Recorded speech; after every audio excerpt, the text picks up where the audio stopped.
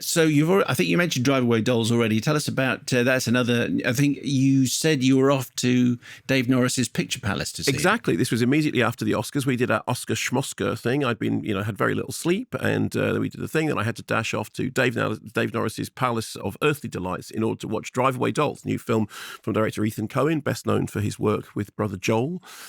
He previously solo directed the 2022 documentary Jerry Lee Lewis, Trouble in Mind. This feature is co-written with his wife, Trisha Cook, who also edits. It is a knowingly trashy lesbian road trip adventure, originally entitled Drive Away Dykes. They changed the title, I've read interviews about this, according to both the filmmakers, because both the studio and the MPAA were concerned about the original title, and also because they were concerned that there's negative connotations to the original title, even though it was used in the context of a word that has been repurposed. So, starts in Philadelphia, 1999. Two gay friends, Jamie and Marian, Margaret Qualley and Geraldine Viswanathan, decide through a complicated series of events to get away from it all by doing a drive away to Tallahassee, Florida. If you've ever been in America and done a driveway, what it is a car is in one place, the car needs to be in another place. You're in one place and you need to be in another place. So the drive away is you agree to pick the car up and drive it to the other place. Yeah. And so it's a way of doing, and I've actually done one of those. I did a drive away from New York to Washington, D.C., the first time I ever went to the location of The Exorcist. So they go to a driveway run by Bill Camp's Curly's drive away, and they say that they want to drive to Tallahassee. So the reason he says that the thing they're driving is a Dodge Aries is because just before this, he has been told by some criminal types that they are going to send somebody to pick up a car, the Dodge Aries, to take it to Tallahassee, because that car has in its boot a kind of Kiss Me Deadly, Repo Man, Pulp Fiction style mystery box. So the women pick up the car with the box, not knowing that the box or whatever it is in the thing. They drive to Tallahassee, visiting en route every lesbian bar between there and Tallahassee. Meanwhile, they're being pursued by a pair of bickering comedy gangsters who are employed to get the box back. So the tone is wacky, zany, lots of wisecracking, bawdy humour.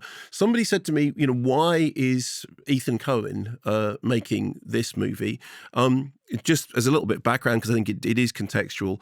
So Trisha Cook identifies as queer and has said of her marriage to Ethan Coen that it's a very non-traditional marriage.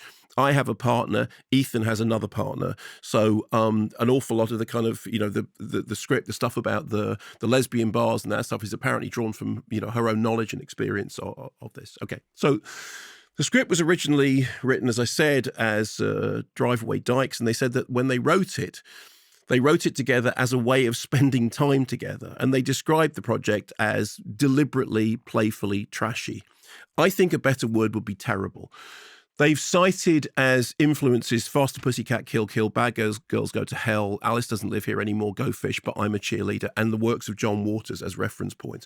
All of those films, incidentally, are films that were shown at the Scala, and I would recommend that people see the Scala documentary, Scala !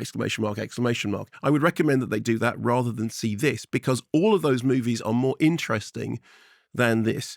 This is the least fun I have had with a Coen-associated movie since Burn After Reading, a film with which this shares an inexplicable fascination with the comedic potential of sex toys and artificial Mr. Happies. In fact, the film is dedicated to Cynthia Plastercaster, the sort of spectre of whom sort of looms over the plot. I think... With Cynthia who? Cynthia Plastercaster.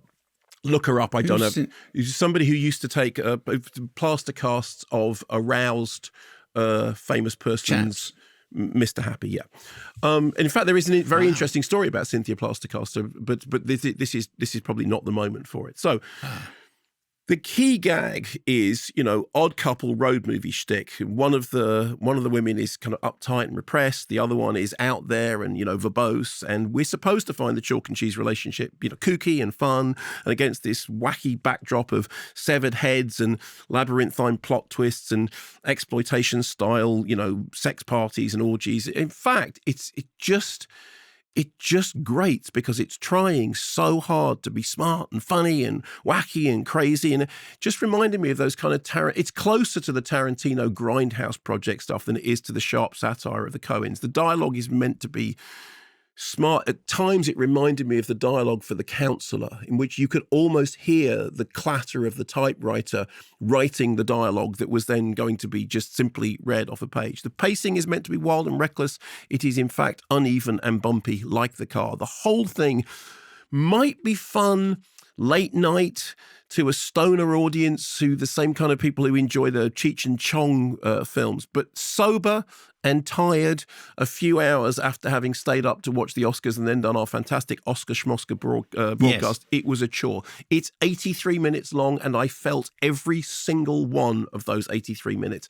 And the fact that it is absolutely jam-packed with famous persons, Beanie Feldstein, Coleman Domingo, Matt Damon in the final act, just adds to the general sense of a smug vanity project that exists because, hey, the people that made it wanted to make a wild and crazy time.